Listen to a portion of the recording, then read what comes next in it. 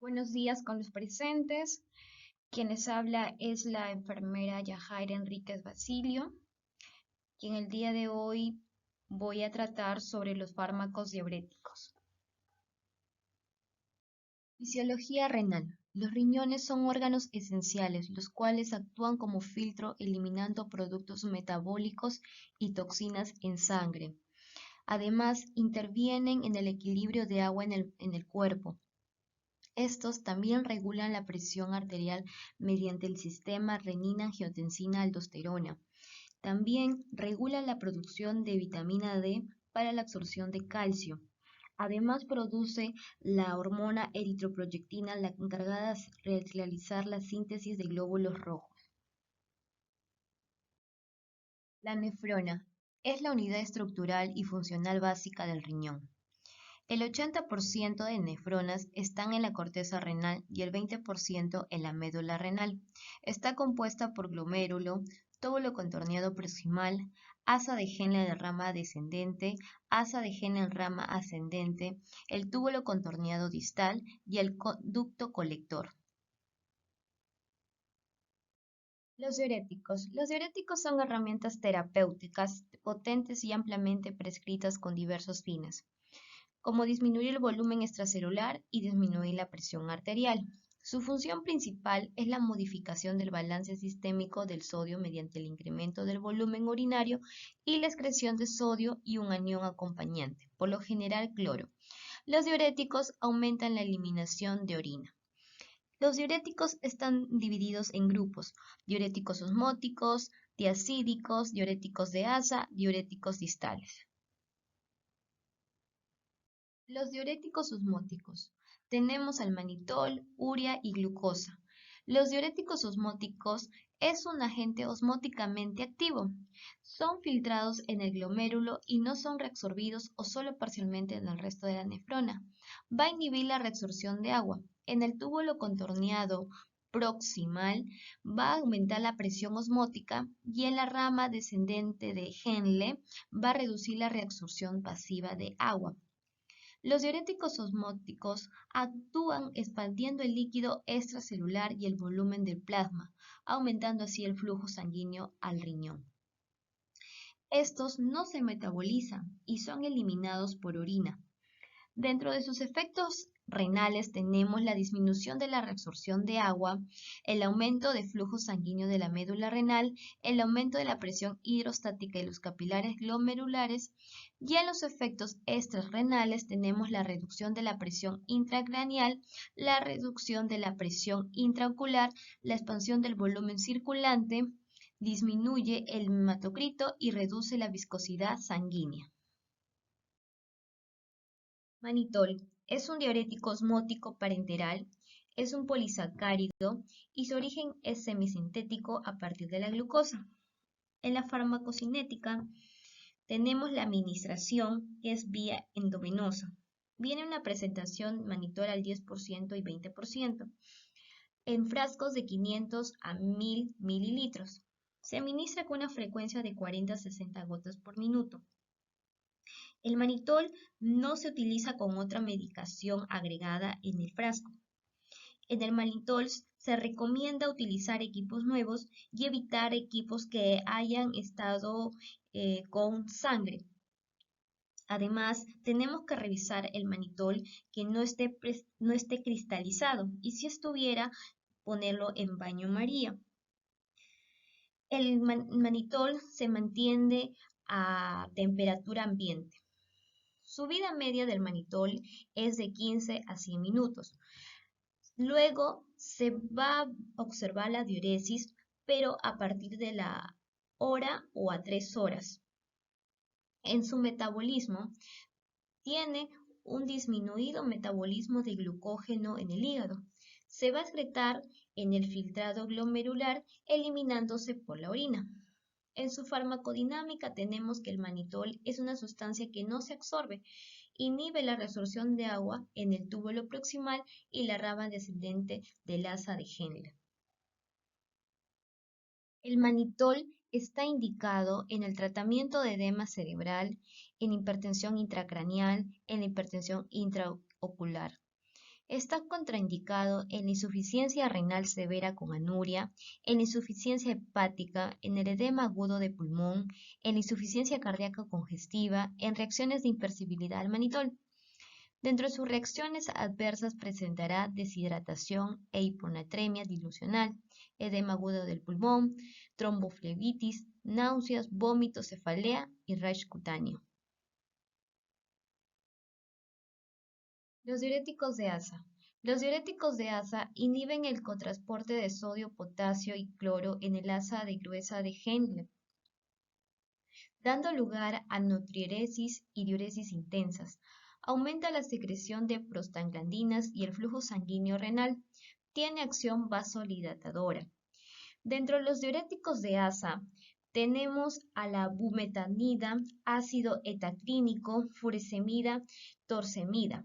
Dentro de los diuréticos de asa, la más resaltante es la furosemida, la cual hablaremos más adelante. Dentro de sus efectos adversos tenemos un desequilibrio electrolítico, de ototoxicidad, alcalosis metabólica, hipotensión y arritmias. La furosemida es un diurético de asa que produce una diuresis de instauración rápida y corta duración.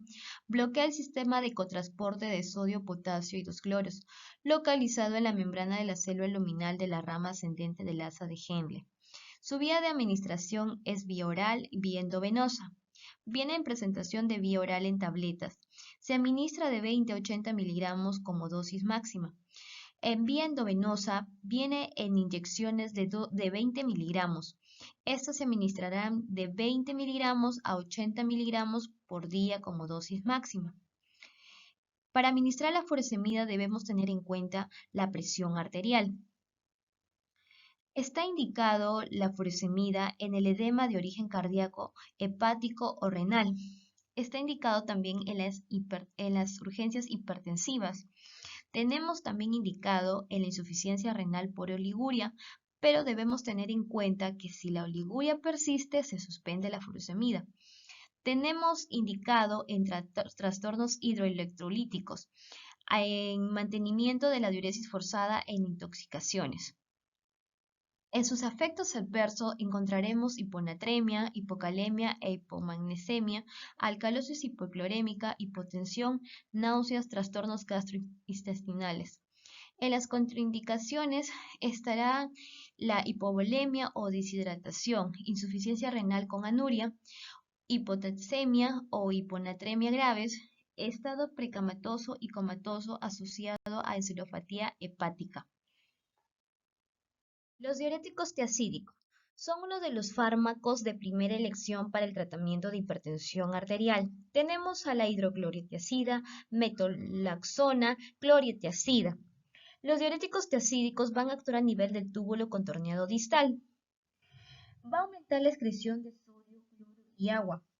Va a inhibir la reabsorción de cloro en la porción distal del túbulo. Aumentará la excreción de potasio y de bicarbonato y reduce la eliminación de calcio y de ácido úrico. Son la única clase de diuréticos que dilatan los vasos sanguíneos, los cuales también ayudan a reducir la presión arterial. En sus efectos adversos tenemos hipopotasemia, hiperglucemia, hipercalcemia, alcalosis metabólica, hipercolesterolemia, hipertrigliceridemia, y en sus contraindicaciones tenemos hipocalemia, hipercalcemia, hiperglicemia, gota. La hidroclorotiazida es un diurético tiazídico, el cual inhibe el sistema de cotransporte de sodio-cloro en el túbulo distal renal, disminuyendo la reabsorción de sodio y aumentando su excreción, así como la excreción de potasio. En la farmacocinética tenemos que se administra vía oral. Se presentan en tabletas de 25 miligramos, 50 miligramos y 100 miligramos. Se inicia con una dosis de 25 a 100 miligramos al día. Se absorbe en el tubo digestivo.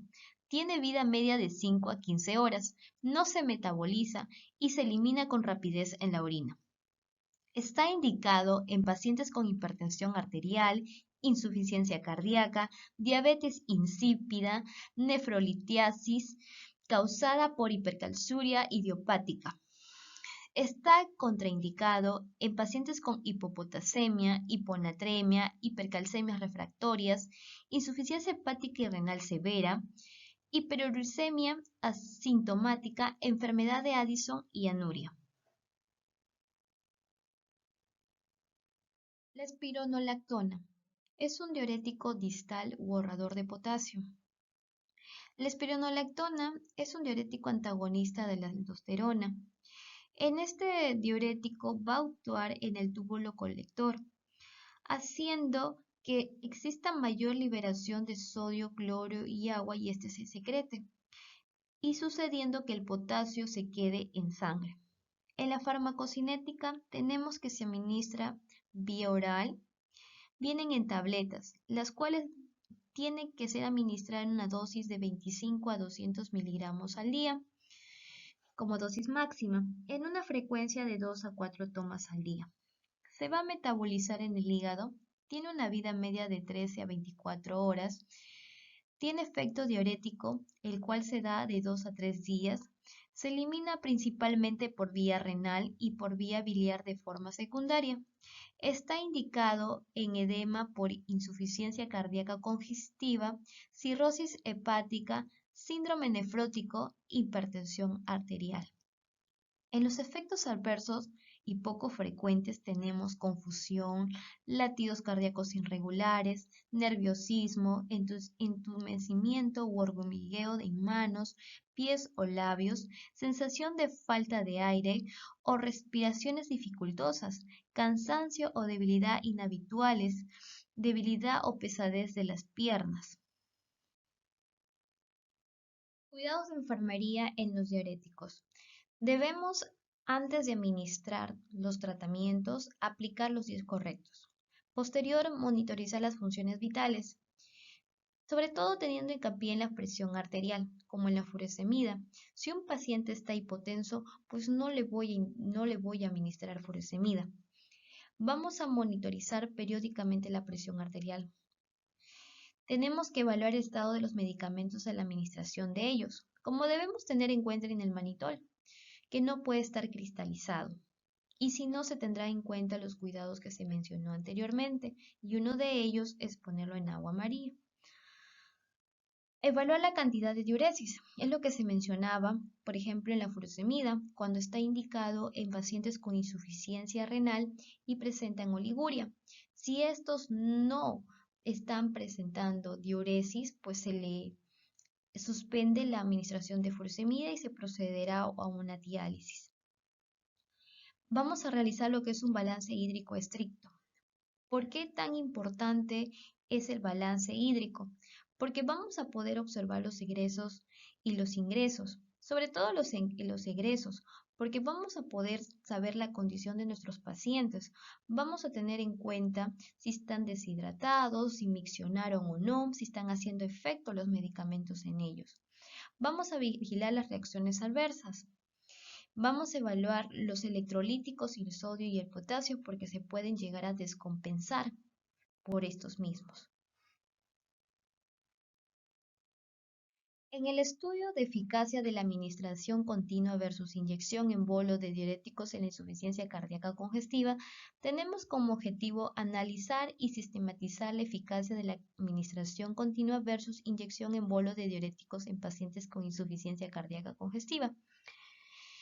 En los resultados tenemos que el 100% de los artículos evidenciaron la eficacia de la administración continua de diuréticos porque se asoció con una alta reducción de masa corporal. Además, incrementó la elaboración total de orina en 24 horas. Se evidenció un aumento significativo del tratamiento adicional hospitalario y fue de elección en pacientes con peor estado clínico, como presión arterial sistólica baja, lesión renal más grave, en donde la alteración renal era paulatinamente peor y disminuye la incidencia de desequilibrio hidroelectrolítico. En las conclusiones tenemos que se concluye que 7 de las 10 revisiones nos da a conocer que la administración continua de furosemida, precisando, es más eficaz que la administración en bolo en pacientes con insuficiencia cardíaca congestiva.